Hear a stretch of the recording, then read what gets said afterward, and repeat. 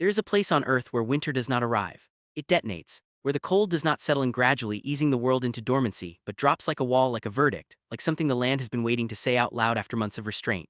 Where the rivers do not merely freeze but become something else entirely, something geological, something that looks less like water that stopped moving, and more like the Earth decided it needed another kind of stone. Where the forest does not thin out and go quiet the way forests do in other cold places, but instead becomes a different forest entirely, a white forest, a silent forest, a forest so still on certain mornings that the sound of your own breath seems like an intrusion, like you are making noise in a cathedral that requested silence before you arrived. That place is Russia, and not the Russia of cities and history books and political dispatches, not Moscow or St. Petersburg, not the Russia that fills the news cycles, but the other one, the one that exists mostly beyond the reach of roads, the one that covers 11 time zones and contains more ecological variety than most people's imaginations are built to hold. The Russia that is not a country in the political sense, but a continent in the biological one. A place so vast and so varied and so extreme that the words we usually use to describe landscapes begin to feel inadequate, begin to feel like we are describing a symphony by saying it was loud. Subscribe right now if you want to see what the world actually contains, not the surface, not the summary, but the real thing, because what we are about to get into is going to demand everything your sense of scale has got. Let us go. We are going to start in the cold. Not because the cold is all Russia is, it is very much not, but because the cold is where the extremity begins, where the land first announces what it is capable of, and because there is a specific kind of cold in a specific region of Russia that has no real parallel anywhere else on Earth, that makes other cold places feel like they are simply practicing, warming up, getting ready to be serious about it. We are going to start in Siberia, and more specifically we are going to start in Yakutia, which is the largest administrative subdivision in the world, a region the size of India, containing a population smaller than many medium-sized cities, covering nearly a fifth of the entire Russian Federation, and sitting on top of continuous permafrost so ancient and so deep that it has become one of the defining geological facts of the Northern Hemisphere. Yakutia, or the Sakha Republic to give it its proper name, occupies the northeastern interior of the Eurasian landmass in a position that isolates it from the moderating influence of any ocean. This is a crucial geographic fact. The oceans of the world are the great thermostats of the climate. Their enormous thermal mass absorbs heat in summer and releases it in winter, smoothing out the temperature extremes that would otherwise characterize the land. Get close to an ocean and the climate moderates. Get far from all oceans, surrounded by land on every side, and the thermostat is gone. The land heats in summer without restraint and cools in winter without mercy. This is the continental climate taken to its logical conclusion, and Yakutia is where that conclusion lives. The town of Oymyakon sits in a valley in the interior of Yakutia, about 750 kilometers northeast of Yakutsk, the regional capital, and it holds a distinction that very few places on Earth can claim with confidence. It is the coldest permanently inhabited place in the world. The record low temperature recorded there, in the winter of 1924 according to one set of records, or 1933 according to another, is somewhere around minus 67.7 degrees Celsius. That is minus 90 degrees Fahrenheit. That is a temperature at which exposed skin freezes in seconds, at which metal becomes brittle and shatters, at which the fuel in vehicles, gels, and engines must be left running continuously or they will not start again. At which breath freezes before it fully leaves your body, creating a phenomenon the locals call the whisper of the stars, the soft crackling sound of exhaled moisture freezing in the air, a sound that is unique to the most extreme cold environments on Earth and that people who have heard it never quite forget. But Oymyakon is not a ruin. It is not an abandoned research station or a cautionary tale about human ambition.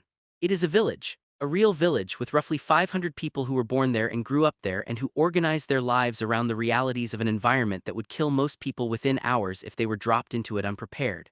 The people of Oymyakon have not conquered the cold. That framing, the human conquest of the natural world, is exactly wrong for what happens here. They have not conquered it. They have entered into a relationship with it. A long, detailed, specific, deeply practical relationship that has been developed over many generations of Yakut people who understood that survival in this environment is not a matter of brute force but of knowledge, of knowing the cold the way you know a difficult but familiar neighbor, of understanding its patterns and its rhythms and its particular demands. The Yakut people, the indigenous inhabitants of this region, develop practices for surviving the cold that are extraordinary in their sophistication and their specificity. The traditional Yakut dwelling, the balagan, is a log structure with a particular geometry and a particular orientation, designed to maximize the warmth generated by a central hearth while minimizing the heat lost through the walls. The walls are filled with insulating materials, historically including moss and animal dung, that exploit the same principle of dead airspace that modern insulation technologies use, just with materials that were available in a landscape where surviving meant working with what was there. The doorway faces south and is small, a deliberate design choice to minimize the volume of cold air that enters when the door is opened. The ceiling is low because heat rises and a low ceiling keeps the warm air close to where the people are. The food traditions of the Yakut people are an equally direct response to the cold. In an environment where winter lasts the better part of 9 months and where the growing season is compressed into a brief and intense northern summer, the diet is built around the organisms that can survive and thrive in the cold. The horse, a specific breed of Yakut horse that is stockier and more heavily coated than any other horse breed on Earth, with a fat reserve that allows it to survive temperatures that would kill horses from more temperate climates, has been central to Yakut life for centuries. Yakut horses do not need to be sheltered in winter the way horses elsewhere do. They paw through the snow to find the dried grasses beneath it, a behavior called cratering that is specific to horses adapted to extreme cold environments, and that means they can feed themselves without human assistance through conditions that would be fatal to any other domestic horse. The flesh of these horses, and the other large ungulates of the region, the reindeer and the elk, provides the high-fat, high-protein diet that a human body in extreme cold genuinely needs. The cold is not just a climatic condition. It is a metabolic demand. Your body burns enormous quantities of energy simply maintaining its core temperature in a -50 environment. You need to eat differently. The food traditions of Yakusha are the accumulated nutritional knowledge of people who worked out, over generations, exactly how to feed a human body in the most extreme cold environment on Earth. Raw frozen horse liver, eaten immediately after slaughter while it is still barely frozen on the outside, is considered a delicacy and is also one of the fastest ways to get nutrients and heat into a body that has been working in the cold. Stroganina, thin shavings of frozen raw fish or raw meat, is not an affectation or a culinary adventure. It is a solution to the problem of how to eat safely in an environment where cooking is sometimes impractical, and where the extreme cold provides a level of preservation and pathogen control that makes raw consumption safer than it would be in warmer climates. Every food tradition in Yakusha is a practical technology. Every flavor is a survival strategy wearing the clothes of culture. But I want to go deeper into the landscape itself, because the biology of Yakusha in winter is one of the most remarkable things that happens on this planet, and it happens largely unseen by most of the world. The Siberian taiga, the boreal forest that covers vast stretches of Russia from the Ural Mountains to the Pacific coast, is the largest forest on Earth. It contains roughly a quarter of the world's entire forest area. It stretches for thousands of kilometers in every direction, a sea of conifers and birch and larch that is so vast that when it exhales oxygen in summer it measurably affects the composition of the Earth's atmosphere. It is the lungs of the northern hemisphere, as the Amazon is sometimes called the lungs of the southern, and in winter it transforms. The Dahurian larch, which dominates much of eastern Siberia and is the defining tree of the Yakutian forest, is the only conifer in the world that is fully deciduous. It drops its needles in autumn the way a deciduous broadleaf tree drops its leaves, going completely bare through the winter months and resprouting in spring. In a landscape where winter is 9 months long, and the cold is severe enough to make the resin in the wood of other conifers freeze and shatter their cell walls, the larch has evolved a strategy of simply not being present as a living, active organism through the worst of it.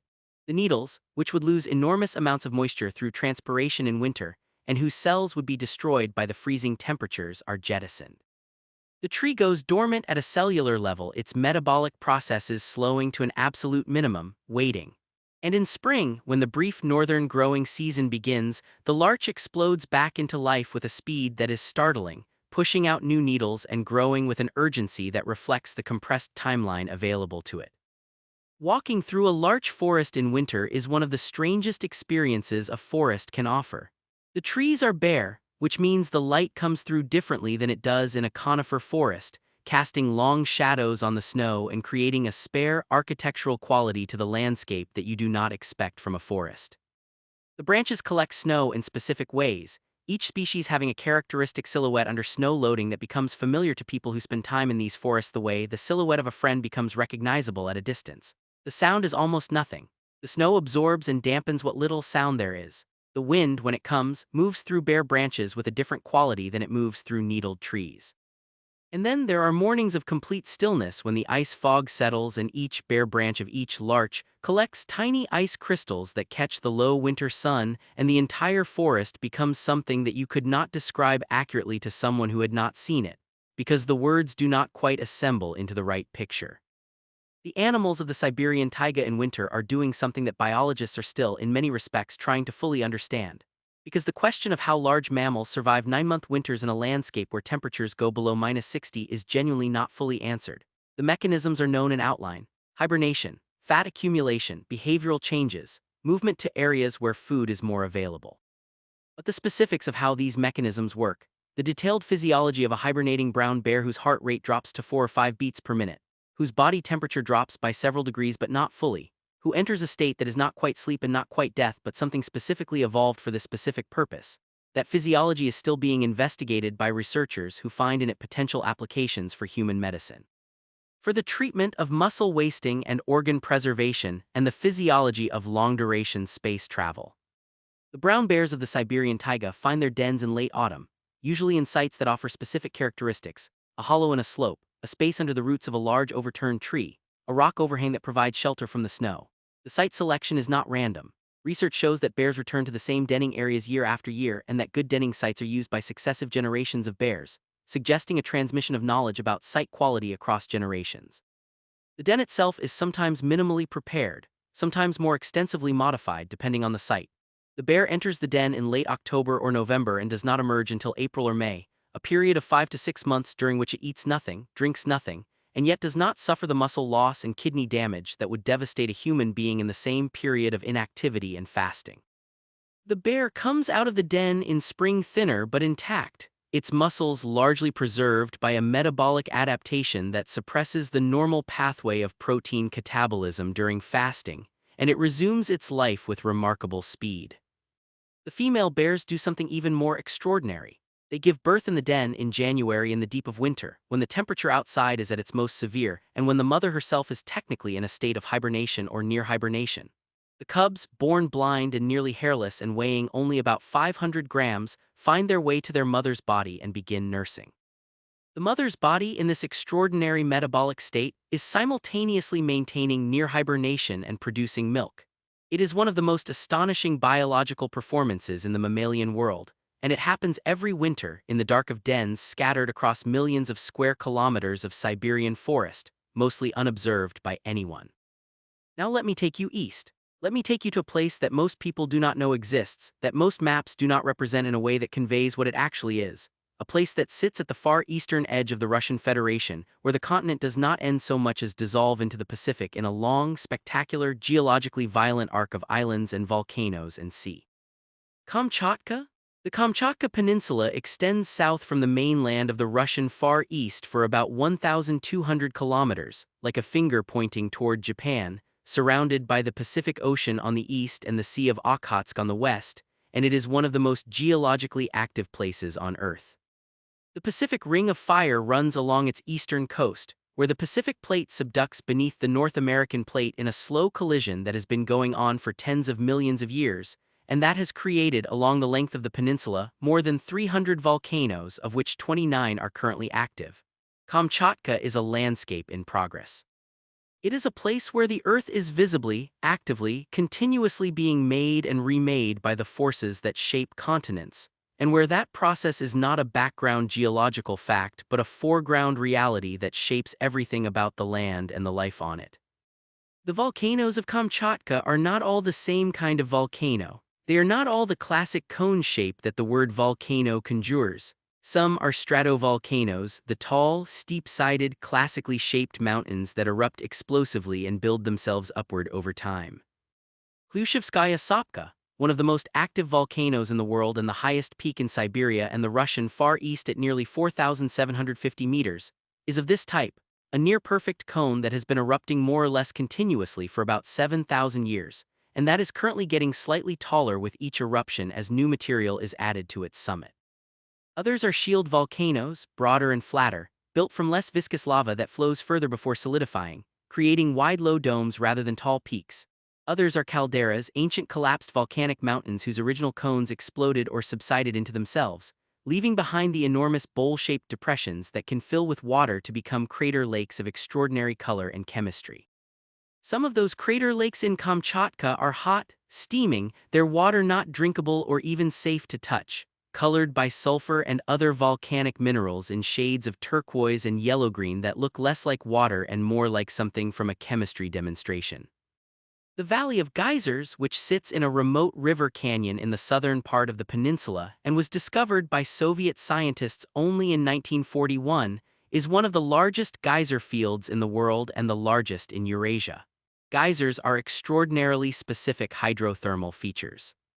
They require a very particular combination of geological conditions: a heat source, which on Kamchatka is obviously the underlying volcanic system, a water supply, usually from rainfall or snowmelt that percolates down through fractured rock, and a specific plumbing geometry in that fractured rock, a constriction or a narrowing that creates the conditions for the buildup of superheated water under pressure, and the explosive release of that pressure as steam and boiling water at regular intervals. These conditions are rare globally, which is why geyser fields exist in only a handful of places on Earth. Kamchatka is one of them. The Valley of Geysers contains approximately 90 geysers of varying sizes and eruption intervals, some erupting every few minutes, others every few hours, and in the minutes between eruptions the valley is filled with the sounds and sights of geothermal activity, the hissing of fumaroles, the burbling of hot springs, the steam rising into the cold air of the peninsula where even in summer the temperatures can be close to freezing, creating a landscape that is simultaneously hot and cold, steaming and icy, ancient and continuously renewed. Access to the Valley of Geysers is restricted and requires a helicopter flight, because the valley itself is within the Kronotsky Nature Reserve, one of Russia's oldest and most significant protected areas, and because there are no roads that reach it and the terrain between the nearest accessible point, and the valley itself is severe enough to make hiking a serious undertaking requiring significant preparation. The result of this inaccessibility is that the Valley of Geysers is genuinely one of the least visited spectacular natural landscapes in the world. It exists, and it is extraordinary, and most of the people who visit it every year can be counted in the low thousands. For comparison, Yellowstone, which contains the other most famous geyser field in the world, receives several million visitors annually. The wildlife of Kamchatka is the other extraordinary fact of the peninsula. The brown bears of Kamchatka are among the largest bears in the world, comparable to the Kodiak bears of Alaska, which makes sense given that Kamchatka and Kodiak Island are not far apart geographically and their bear populations share ancestral roots. Mature male Kamchatka brown bear can weigh over 600 kilograms, more than a quarter of a metric ton of animal, and they are present on the peninsula in densities that are almost nowhere else matched for large apex predators. There are estimated to be somewhere between 10,000 and 20,000 brown bears in Kamchatka, which means bears are a genuine feature of the landscape rather than an occasional sighting. In the right places at the right times of year, you encounter bears the way you might encounter deer in a forest in more temperate parts of the world, frequently, unremarkably, as a normal part of the landscape's fauna. The right place and the right time is the rivers of Kamchatka in late summer when the salmon run. And the salmon run of Kamchatka is one of the great biological events that this planet produces year after year with a consistency and a scale that makes it one of the defining rhythms of the entire ecosystem. 6 species of Pacific salmon spawn in the rivers of Kamchatka: Chinook, Sockeye, Coho, Pink, Chum, and Masu. They are born in the freshwater rivers of the peninsula, migrate to the sea where they spend between 2 and 5 years feeding and growing, and then return to the specific river, the specific tributary, the specific stream bed where they were born to spawn and die. The homing mechanism of salmon, their ability to navigate thousands of kilometers of open ocean, and then locate not just the right river but the right section of the right river, is one of the most extraordinary feats of biological navigation in the animal kingdom. It involves olfactory memory, the chemical signature of the home stream absorbed by the juvenile fish before they migrate to sea and retained for years until they return. It involves the use of the Earth's magnetic field for open ocean navigation. It involves the sun and possibly the stars. The full mechanism is still being researched and is not completely understood, but the result of it is this: hundreds of millions of fish every year converging on the rivers of Kamchatka to complete a cycle that is so fundamental to the functioning of the peninsula's ecosystem that everything, absolutely everything, depends on it. The bears come to the rivers because the bears know. They have always known. The arrival of the salmon is the key event of the Kamchatka brown bear's year, the moment when the opportunity exists to accumulate the enormous fat reserves that will sustain them through the winter denning period. Bear needs to gain roughly 20 kilograms of fat before denning, And the salmon run is the most efficient way to do that. A concentrated pulse of extremely high-fat, extremely high-protein food arriving in enormous quantities in accessible locations.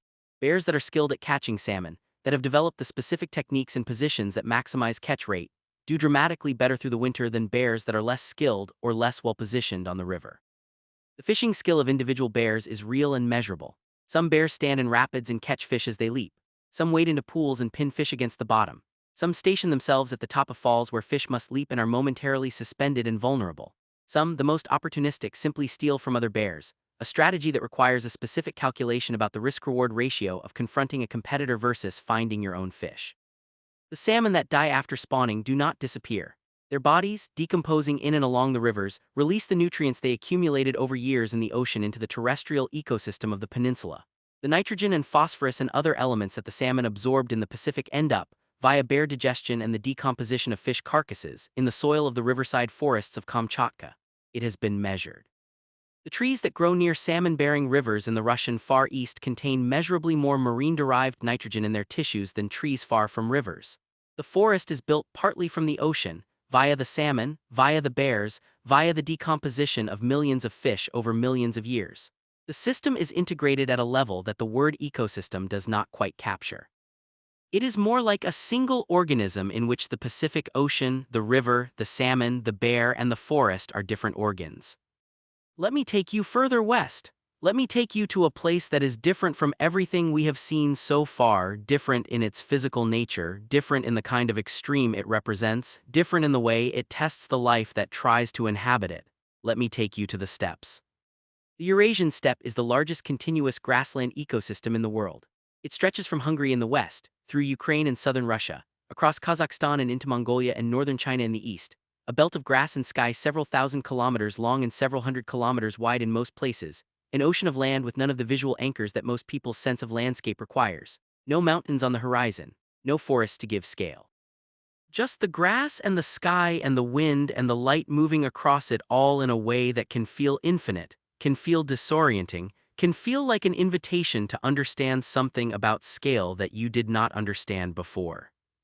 The Russian portion of the steppe runs across the southern part of the country, from the lower Volga region east through the Orenburg Oblast and beyond, a landscape that is simultaneously one of the most productive agricultural zones in the world, because steppe soils, built up over thousands of years by the decomposition of grass roots in a climate that is dry enough to prevent the leaching of nutrients, are among the richest soils on Earth.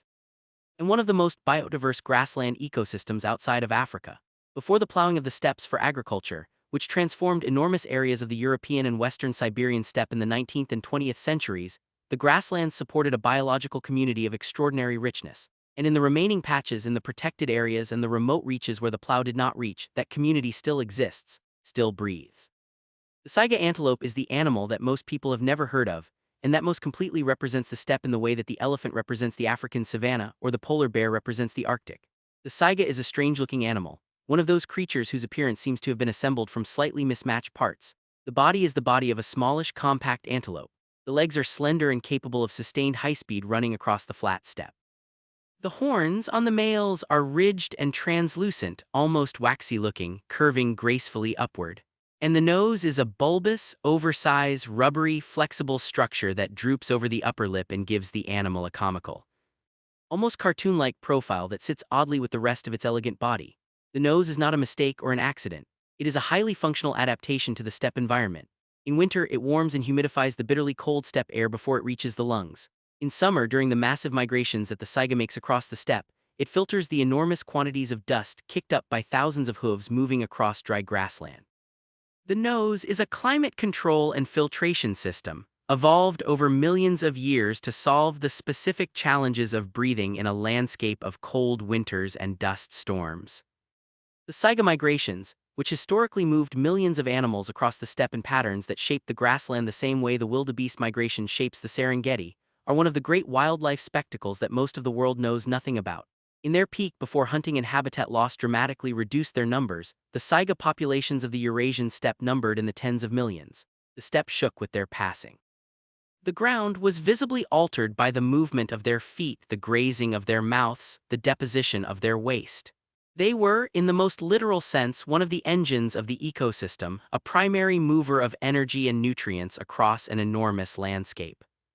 The saiga came close to complete extinction in the late 20th and early 21st centuries. Poaching, primarily for the horns which are valued in traditional medicine, combined with habitat fragmentation and the effects of severe weather events, reduced the global population from over 1 million animals to under 50,000 in the space of a few decades. And then in 2015, something called catastrophic die-off event struck the Betpakdala population of saiga in Kazakhstan. In the space of a few weeks in late spring, over 200,000 saiga, more than 60% of that entire population, died. Calves that had just been born, mothers that had just given birth. The entire herd, it seemed, simply collapsed. The cause was eventually identified as Pasteurella multicida, a bacterium that is normally present harmlessly in the saiga's nasal passages, but that under specific conditions of temperature and humidity can proliferate catastrophically and cause fatal hemorrhagic septicemia. The climate conditions that triggered the bloom of the bacteria in 2015 were unusual and are becoming more common as the climate changes. The mass mortality of the saiga, an animal that has lived on these steppes for hundreds of thousands of years, may be connected to the shifting conditions of a warming world in ways that researchers are still trying to fully understand. But the saiga did not disappear. The populations have begun to recover. The total global population is now estimated at over 1 million again, a genuine conservation success story built on international cooperation between the countries where saiga range, Russia and Kazakhstan and Mongolia and a few others, and on the enforcement of anti-poaching laws and the establishment of protected areas. The animal that came within sight of extinction has stepped back from the edge, which is a sentence we do not get to write often enough. Now I want to take you north.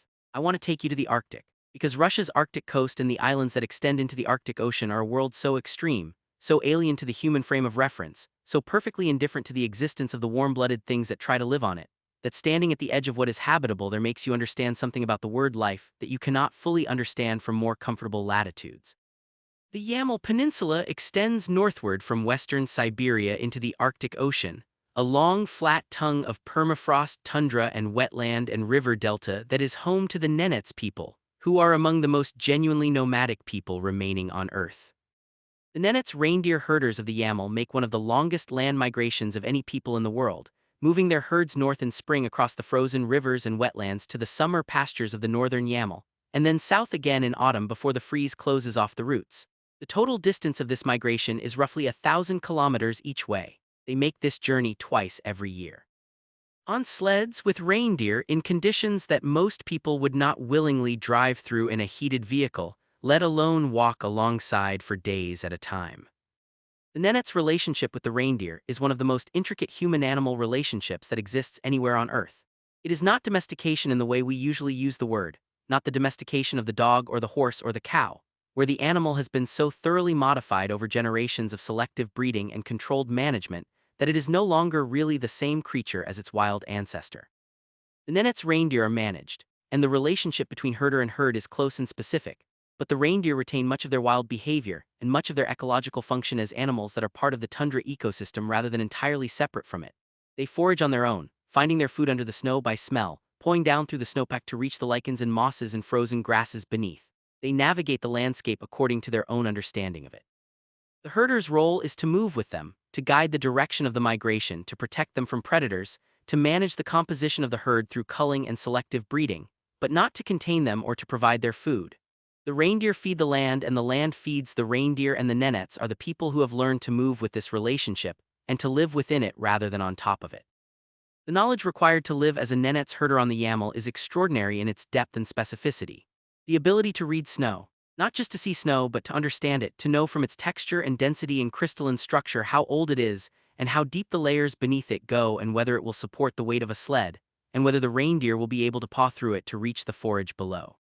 Different snow conditions have different Nenets names because a culture that needs to survive in snow needs a language precise enough to describe what snow actually is, not in the aesthetic sense but in the functional sense. Snow that will kill your reindeer because they cannot get through it to eat is a different thing entirely from snow that is perfectly navigable, and the difference between those two things can be the difference between the survival of the herd and the ruin of everything the herder has. The ability to predict weather on the Yamal, in an environment where a storm can come with little warning, and where being caught on the open tundra in a blizzard without shelter is life-threatening, is another form of knowledge that takes years to develop, and that is built from observation of the sky and the wind and the behavior of the animals and dozens of other indicators that a person trained from childhood to read them will notice, and a person trained elsewhere will simply not see. The Nenets elders who have spent their entire lives on the tundra carry a meteorological knowledge that is in some ways more precise, in the specific local sense, than anything a satellite can provide for that particular piece of ground at that particular moment. The satellite sees the whole picture, the elder sees this place. The tundra itself, the landscape of the Yamel, is not the featureless brown flatness that the word tundra often evokes. It is a landscape of extraordinary complexity at close range. The polygonal patterning of the ground, caused by the freeze-thaw cycle of the active layer of permafrost creating networks of ice wedges that partition the surface into roughly geometrical shapes, visible from above as a vast mosaic that looks almost designed, almost mathematical, that covers vast areas of the Russian Arctic, and that reflects in its geometry the deep history of the permafrost beneath it. The wetlands of the Yamel, in summer when the active layer thaws and the meltwater has nowhere to drain because the permafrost beneath is impermeable, creating thousands of lakes and ponds and boggy areas that make overland movement extremely difficult and that host, in summer, one of the greatest concentrations of breeding waterbirds in the world. The millions of geese and ducks and wading birds that converge on the Yamel in the brief Arctic summer are connecting this remote tundra to every coastal wetland in Europe and Asia and Africa where they spend the rest of their year. The Yamel in summer is a node in a global migration network. A breeding ground for birds that will be counted on the shores of Portugal and the mudflats of West Africa and the rice paddies of China in the months to come.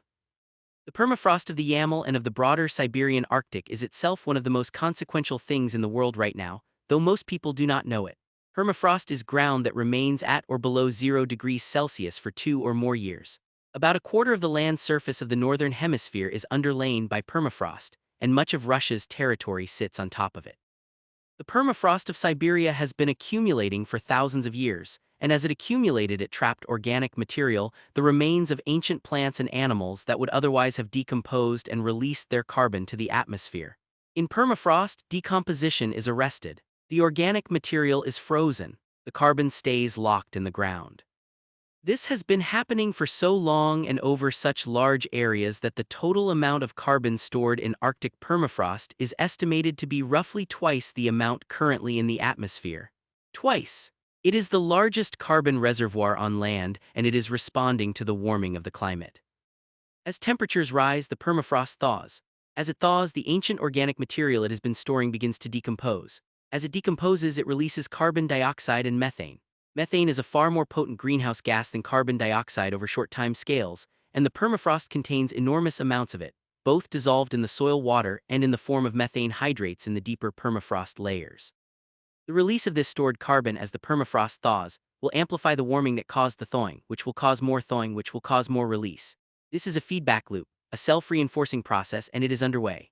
The craters that have appeared in the Yamel Peninsula in recent years, several of them, sudden depressions tens of meters wide opening in the tundra surface, are understood to be caused by the explosive release of methane that had built up under a thawing permafrost layer. The tundra is venting, the land is changing. And the Nenets herders, whose knowledge of this landscape is the most precise knowledge of it that exists, are watching the changes with an alarm that comes not from abstract concern but from direct observation of a place they know more intimately than any instrument.